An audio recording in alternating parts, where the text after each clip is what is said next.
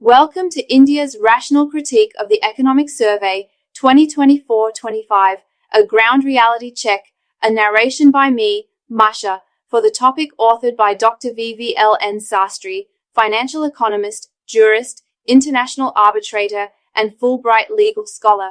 Let us begin the Economic Survey 2024-25, presented on 31st January 2025, paints an optimistic picture of India's economic trajectory, highlighting strong GDP growth, fiscal consolidation, and improved employment figures. However, a critical examination of these claims in light of ground realities reveals gaps, structural weaknesses, and potential challenges that could hinder sustainable long-term growth.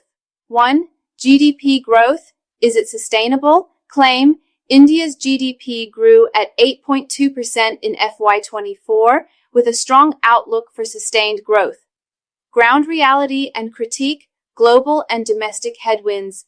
The economy is heavily dependent on government capital expenditure, with private sector investment lagging. Global economic slowdown, tightening monetary policies in the US and EU, and geopolitical tensions, Russia-Ukraine, Middle East crisis, could hamper trade and investment flows. Rising oil prices could put pressure on India's import bill and inflation. Growth distribution issue. While GDP growth appears strong, the rural economy is still struggling due to high input costs, stagnant wages, and erratic monsoon patterns affecting farm output.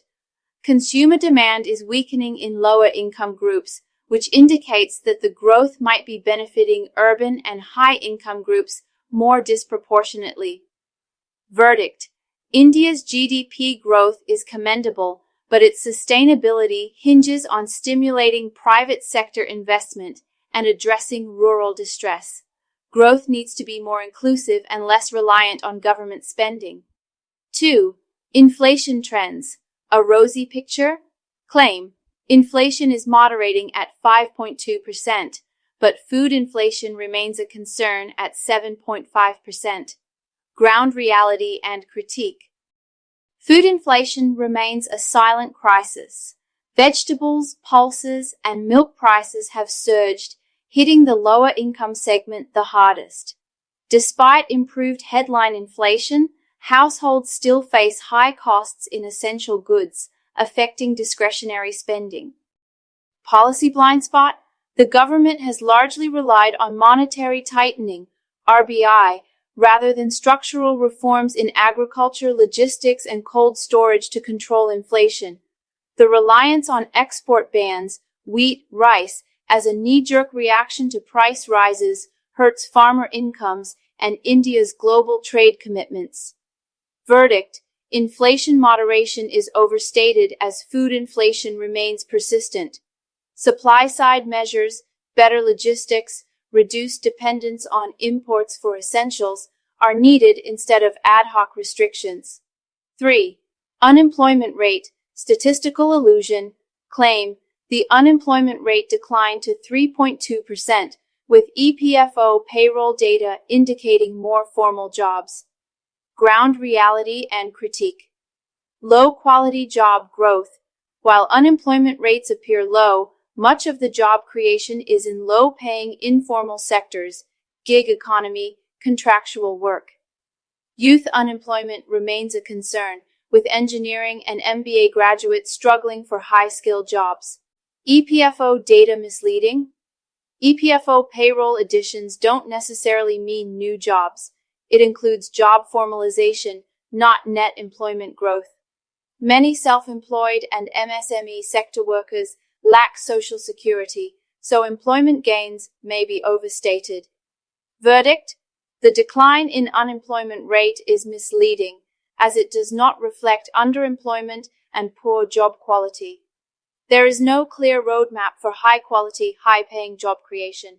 4. FDI inflows. Alarming drop in net inflows. Claim.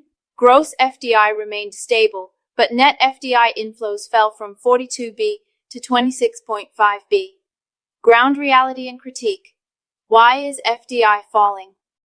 Global investors are shifting focus to other emerging markets, Vietnam, Indonesia, due to ease of doing business and policy clarity. Policy uncertainty, retrospective taxation, regulatory challenges, discourages long-term foreign investment. India's restrictive labor laws and land acquisition issues remain major bottlenecks for large-scale investments. Sectors facing pressure, startups and tech, funding. Winter continues, affecting Indian startups' ability to raise global capital. Manufacturing, PLI scheme. While PLI schemes boosted some sectors, overall manufacturing remains stagnant at 17% of GDP, failing to attract massive FDI. Verdict: the drop in net FDI is a warning sign, showing that investor confidence is not improving as projected. Structural reforms in ease of doing business, taxation, and labor laws are urgently needed. 5. Fiscal deficit, more window dressing. Claim: the fiscal deficit has been controlled at 4.9%, on track to reach 4.5% in FY26. Ground reality and critique. Revenue projections overestimated. Tax collection projections are optimistic without robust private sector expansion. Disinvestment targets are consistently missed, reducing expected revenue inflows. High borrowing costs. Government borrowing remains high, which crowds out private investments by keeping interest rates elevated. Verdict: fiscal deficit control is largely a cosmetic achievement without significant expenditure rationalization. Lowering subsidies and improving tax compliance are needed. 6. Capital expenditure slowdown. Claim: the government allocated Rs 11.1 lakh crore for capital expenditure.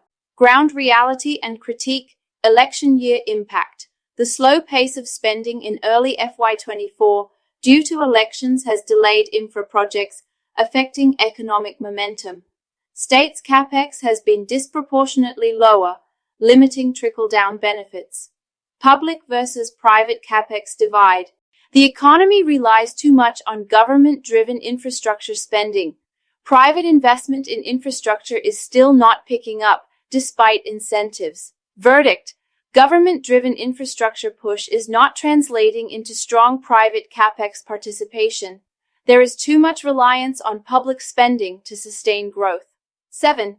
GST and tax revenue growth, stability or overprojection. Claim: GST collections to grow 11%, total tax revenue projected at Rs 38.40 lakh crore. Ground reality and critique. High GST collection doesn't mean strong consumption. Compliance improvements have driven higher GST, not necessarily stronger consumption.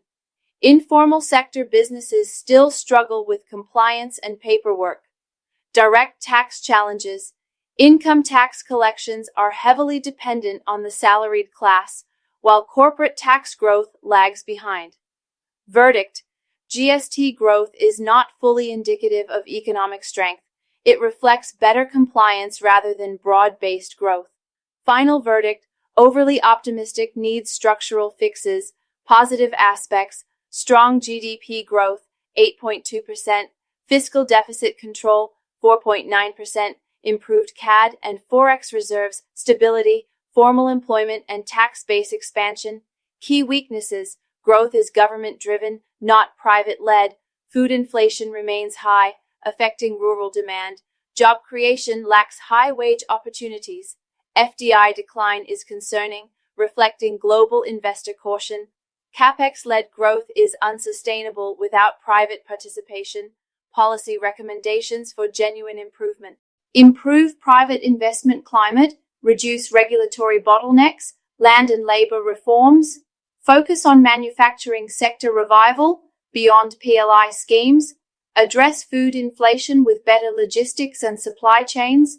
Expand Social Security coverage for informal workers. Ensure fiscal consolidation via revenue reforms, not just expenditure control. Overall conclusion: the economic survey presents an optimistic yet fragile outlook. While India's growth story remains intact, structural issues in job creation, private investment, inflation, and FDI must be addressed to ensure long-term sustainability. This research-based inputs are of Dr. V.V.L.N.Sastry, a noted all-round scholar in economics and law. We know that you love to subscribe to his channel. Bye-bye for now.